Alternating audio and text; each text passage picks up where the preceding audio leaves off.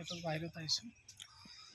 বাহিৰত আহি কেনে অলপ ৰাস্তাতে ঘূৰি আছোঁ, মানে ভাল লগা নাই, অলপ জ্বৰ লাগি আছে। অলপ গা ধুইছোঁ বাথৰুমত গৰম পানী দি, তো অলপ জ্বৰ লাগি আছে। তো বোলো ৰ'দত যাওঁ, ৰ'দত যাই অলপ ঘূৰোঁ, অলপ জ্বৰটো ওলাই যাকগৈ, সেইটো কাৰণে বাহিৰতে আছোঁ। আজি ক'তো যোৱা নাই, একদম ভাল লগা নাই। ৰাতি 2টা বাজি গৈছে টোপনি মাৰোঁতে। বৰযাত্ৰী গ'লোঁ, বিয়া ঘৰত দেৰি হৈ গ'ল, আকৌ ইয়াতে আহিলোঁ আলহী ঘৰত। আলহী আহিছিলে ঘৰত, কৰোঁতে কৰোঁতে দেৰি হৈ গ'লগৈ। কি খবৰ চবৰ আপোনালোকৰ?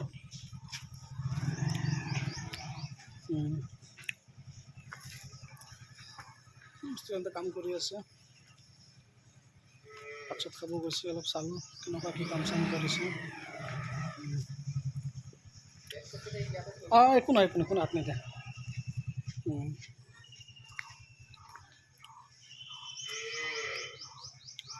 আগত তাৰমানে আসাম টাইপৰ ঘৰ আছিলে, সেইটো মানে সেইটোৰ ওপৰত তাৰমানে বিল্ডিং বনানি হৈছে, 3টা চাট ঢালা হৈছে, ঘৰটো বচানি হৈ গৈছে, তলতটো মানে বহুত ওখ হৈ গৈছে, 2-2.5 ফুট তাৰমানে বেছি ওখ হৈ গৈছেগৈ।